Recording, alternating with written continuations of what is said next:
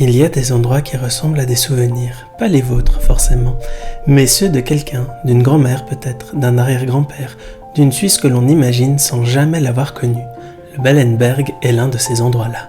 Sur 80 hectares de collines et de forêts au cœur de l'Oberland bernois, plus de 100 bâtiments historiques ont été déplacés pierre par pierre, poutre par poutre, depuis toutes les régions de Suisse. Pas des reconstitutions, pas des copies, les originaux, démontés, transportés, puis reconstruits ici à l'identique pour qu'ils continuent d'exister.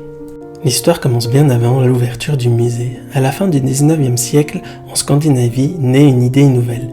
Préserver non pas seulement les objets du passé, mais les espaces qui les contenaient. Les maisons, les granges, les lieux de vie entiers.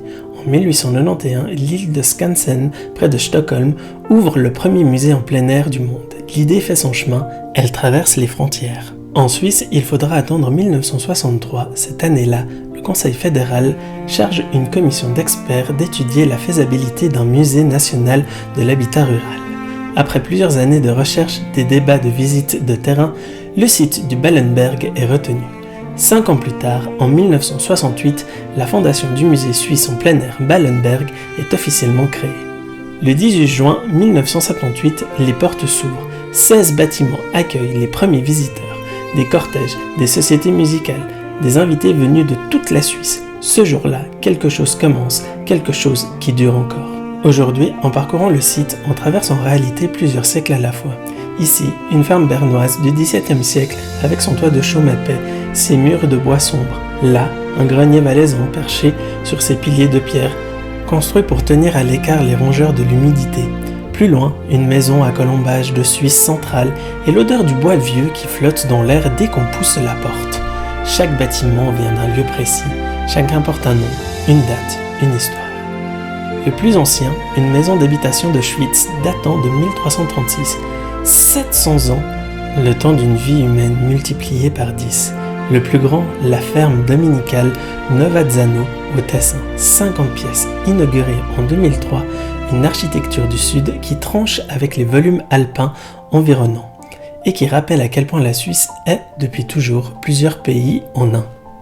Mais le Ballenberg, ce n'est pas seulement des murs, c'est aussi des gestes, des artisans qui travaillent le bois, le fer, la laine, des boulangers qui enfournent le pain dans des fours à pierre, des fromagères qui tournent la meule avec les mains, des animaux de race ancienne, des vaches, des chèvres, des moutons qui broutent tranquillement entre les bâtisses. Ici, le patrimoine ne se regarde pas derrière une vitre, il se vit. En 2018, pour ses 40 ans, le musée accueillait 109 bâtiments, 109 histoires, 109 familles, un jour, qui ont vécu là, qui ont chauffé ses poêles, dormi sous ses toits, rangé ses outils au crépuscule avant de recommencer le lendemain. Des vies ordinaires, mais des vies réelles. Et c'est peut-être ça qui touche le plus au fond, pas la prouesse technique de déplacer une ferme du XVIIe siècle, pas les chiffres ni les dates, mais cette conscience soudaine en poussant une porte, en posant la main sur une poutre que quelqu'un l'a fait avant vous, des centaines de fois, des milliers de fois. Chaque année, de nouveaux visiteurs arrivent, des familles avec des enfants qui courent entre les bâtisses, des scolaires qui découvrent pour la première fois ce que signifie traire une vache ou pétrir le pain à la main, des curieux de passage, des nostalgiques, des voyageurs qui ne savaient pas ce qu'ils cherchaient à cet endroit-là. Et tous repartent avec cette sensation étrange, difficile à nommer, difficile à expliquer, d'avoir traversé quelque chose de plus grand qu'une simple visite. Quelque chose qui ressemble à une mémoire, pas la leur peut-être, mais une mémoire collective, partagée, qui appartient à tout le monde et à personne en particulier. Il y a un moment en fin de journée, quand la lumière change, quand elle descend doucement sur les toits, qu'elle allonge les ombres entre les granges, qu'elle teinte de doré les façades de bois, quand les artisans rangent leurs outils, quand les animaux rentrent à l'étable, quand le site se vide lentement et que le silence revient.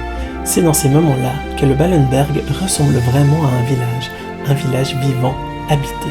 Un village que personne n'a jamais habité et que tout le monde reconnaît. Parce que c'est ça finalement la force de cet endroit. Il ne conserve pas des pierres, il ne conserve pas des objets derrière des vitrines ou des étiquettes sous des artefacts, il conserve quelque chose de plus fragile, de plus essentiel.